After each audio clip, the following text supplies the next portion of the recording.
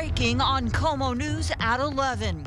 The United States has bombed nuclear sites in Iran, joining Israel's efforts to cripple its atomic program. Tonight I can report to the world that the strikes were a spectacular military success.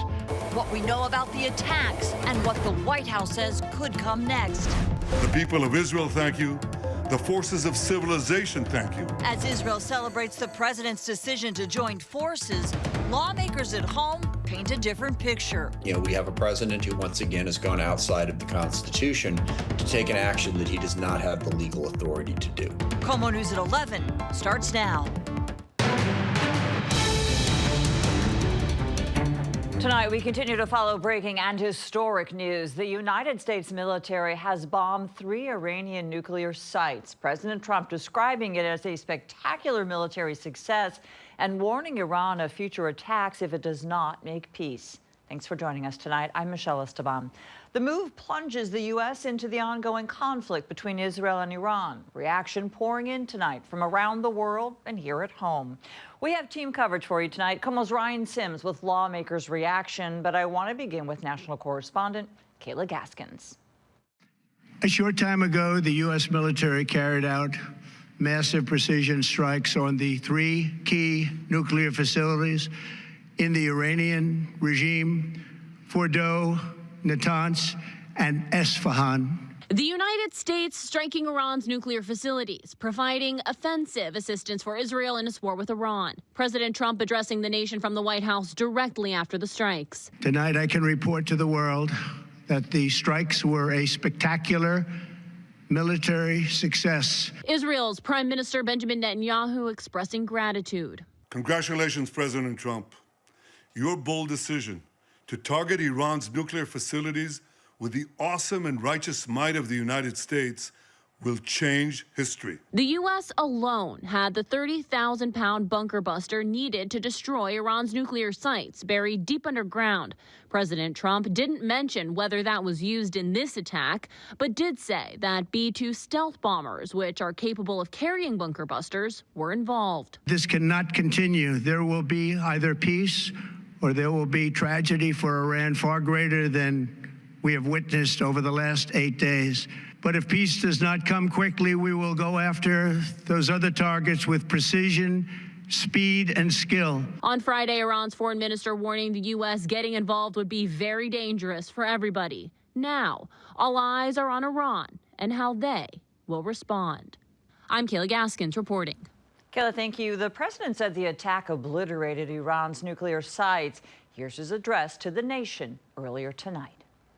A short time ago, the U.S. military carried out massive precision strikes on the 3 key nuclear facilities in the Iranian regime: Fordo, Natanz, and Isfahan.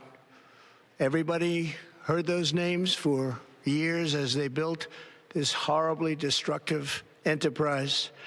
Our objective was the destruction of Iran's nuclear enrichment capacity and a stop to the nuclear threat posed by the world's #1 state sponsor of terror. Tonight I can report to the world that the strikes were a spectacular military success. Iran's key nuclear enrichment facilities have been completely and totally obliterated. Iran, the bully of the Middle East, must now make peace. If they do not, future attacks will be far greater and a lot easier. For 40 years, Iran has been saying death to America, death to Israel. They have been killing our people, blowing off their arms, blowing off their legs with roadside bombs. That was their specialty. We lost over 1,000 people, and hundreds of thousands throughout the Middle East and around the world have died as a direct result of their hate. In particular, so many were killed by their general, Qasem Soleimani. I decided a long time ago that I would not let this happen. It will not continue. I want to thank and congratulate Prime Minister Bibi Netanyahu. We worked as a team like perhaps no team has ever worked before. And we've gone a long way to erasing this horrible threat to Israel. I want to thank the Israeli military for the wonderful job they've done. And most importantly, I want to congratulate the great American patriots who flew those magnificent machines tonight, and all of the United States military on an operation the likes of which the world has not seen in many, many decades. Hopefully, we will no longer need their services in this capacity. I hope that's so. I also want to congratulate the chairman of the Joint Chiefs of Staff, General Dan Raisin Kane, spectacular general, and all of the brilliant military minds involved in this attack. With all of that being said, this cannot continue. There will be either peace or there will be tragedy for Iran far greater than we have witnessed over the last 8 days. Remember, there are many targets left. Tonight's was the most difficult of them all, by far, and perhaps the most lethal. But if peace does not come quickly, we will go after those other targets with precision, speed, and skill. Most of them can be taken out in a matter of minutes. There's no military in the world that could have done what we did tonight, not even close. There has never been a military that could do what took place just a little while ago. Tomorrow, General Kane, Secretary of Defense, Pete Hegseth will have a press conference at 8 a.m. at the Pentagon. And I want to just thank everybody, and in particular, God. I want to just say we love you, God, and we love our great military. Protect them. God bless the Middle East. God bless Israel. And God bless America. Thank you very much. Thank you. In the last hour, Iran's foreign minister posted his response to the attacks on X, saying the United States, a permanent member of the United Nations Security Council, has committed a grave violation of the UN Charter, international law, and the NPT by attacking Iran's peaceful nuclear installation, saying the events this morning are outrageous and will have everlasting consequences in accordance with the UN Charter and its provisions, allowing a legitimate response in self-defense. Iran reserves all options to defend its sovereignty, interest, and people. Congress members are responding tonight to the U.S. launching those strikes on those Iranian nuclear installations. There is split reaction this evening, including surprise expressed by congressional leaders. KOMO's Ryan Sims joins me now. He's working on that part of our coverage tonight. Ryan. Michelle, you mentioned surprise. That's right. Definite surprise. So much so that it took a while before we heard from local and state lawmakers, but eventually we did hear from them, some of Washington's biggest political heavyweights.